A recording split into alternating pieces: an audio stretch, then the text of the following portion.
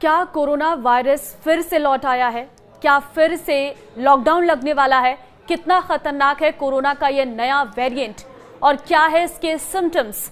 कहां और कितने मरीज कोरोना के नए वेरिएंट के सामने आए हैं, बताएंगे सारी डिटेल इस वीडियो में। नमस्कार, मैं हूं आपके साथ ममता तिवारी। आप देख रहे हैं न्यूज 18 का डिजिटल प्लेटफॉर्म। 30 जनवरी 2020 ये वो तारीख है जब भारत में कोरोना का पहला मामला सामने आया और उसके बाद क्या हुआ, सबकी जिंदगी बदल गई थी।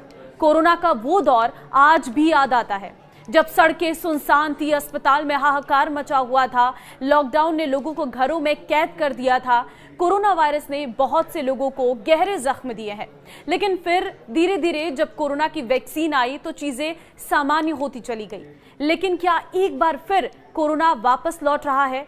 पहले खबर आई थी कि आईपीएल में हैदराबाद टीम के बल्लेबाज ट्रेविस हेड कोरोना पॉजिटिव हो गए हैं।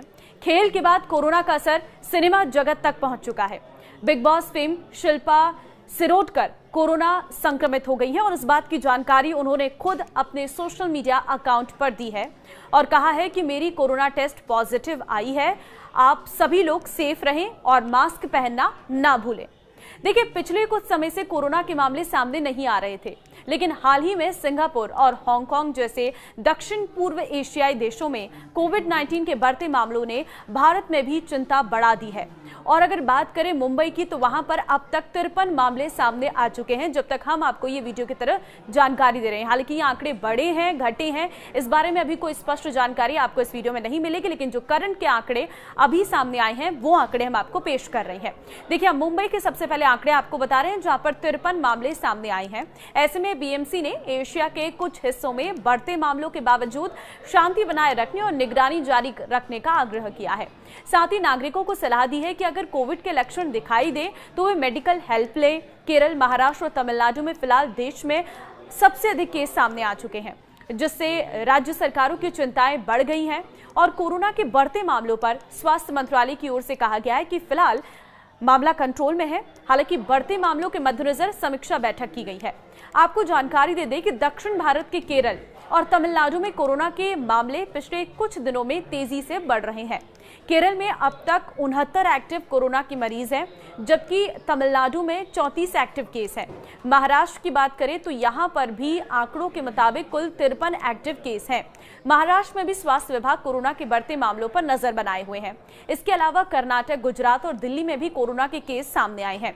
दिल्ली में फिलहाल कोरोना के 3 ही एक्टिव केस सामने आए हैं। वहीं कर्नाटक और गुजरात में 8 और 6 इस तरीके के एक्टिव केसेस सामने आ चुके हैं। इसके अलावा बात हरियाणा, राजस्थान और सिक्किम की करें तो यहां पर एक एक्टिव मरीज डिटेक्ट किए गए हैं। मुंबई में कोरोना से 2 मरीजों की मौत भी हो चुकी है। एशियाई देशों में कोरोना के फिर से फैलने की वजह से हालात और बिगड़ते जा रहे हैं। इससे वैश्विक स्तर पर कोरोना को लेकर एक बार फिर से चिंताएं बढ़ गई हैं। हांगकांग और सिंगापुर में कोरोना के बढ़ते मामले लगातार सामने आ रहे हैं। सिर्फ मई के महीने में ही सिंगापुर में 14,000 कोरोना के एक्टिव केस सामने आ चुके हैं। हालांकि भारत में फिलहाल ये आंकड़ा सिर्फ 257 एक्टिव केसों तक ही सीमित है, जो कि जनसंख्या को देखते हुए काफी कम ही है। स्वास्थ्य मंत्रालय ने कई स्वास्थ्य विभागों के अधिकारियों के समक्ष समीक्षा बैठक की है और बैठक के बाद ये कहा गया है कि फिलहाल भारत में कोरोना महामारी कंट्रोल में है। कोरोना का नया वेरिएंट वो भी मैं आपको बताती हूँ, इसके सिम्टम्स क्या हैं और आपको किस तरीके से सावधानी बरतनी है वो भी आप जान लीजिए। देखिए, नई वेरिएंट का नाम है JN.1। देखिए, ये नाम के इस वेरिएंट की गंभीरता इतनी है कि ये काफी तेजी से एक दूसरे में फैलता है। हालांकि घबराने की आपको जरूरत नहीं है, क्योंकि अधिकतर मामलों में काफी हल्के लक्षण सामने आ रहे हैं, जिसमें हॉस्पिटल में भर्ती होने की जरूरत भी नहीं पड़ती है।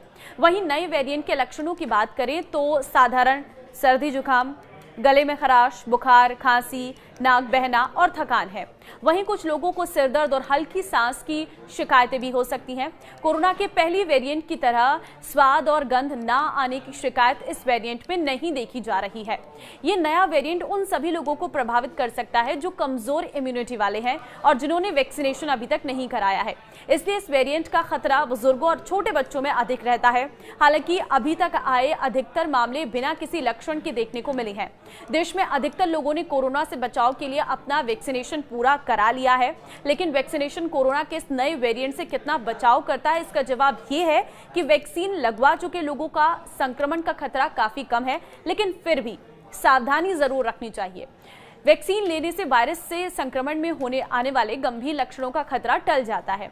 कोरोना से बचाव के उपाय ये हैं कि कोरोना से बचाव के लिए आपको भीड़ भाड़ वाले इलाकों में जाने से बचना है। घर से बाहर निकलते समय हमेशा आपको मास्क का इस्तेमाल करना है। अपने हाथों को बार बार साबुन या फिर सैनिटाइजर से साफ करना है। किसी भी तरह का लक्षण दिखने पर घर में रहें और डॉक्टर से आपको संपर्क करना है।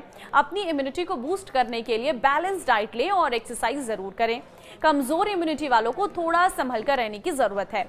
ऐसे लोगों को ये आसानी से अपना निशाना बना लेता है।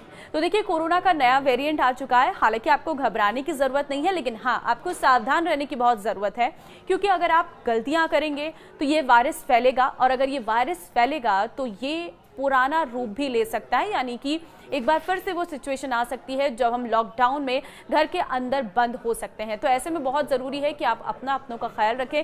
इस वीडियो को शेयर कर दीजिए ताकि लोगों को भी इस नए वेरिएंट के बारे में पता चल सके और वो थोड़ा सा अवेयर हो सके। नमस्कार।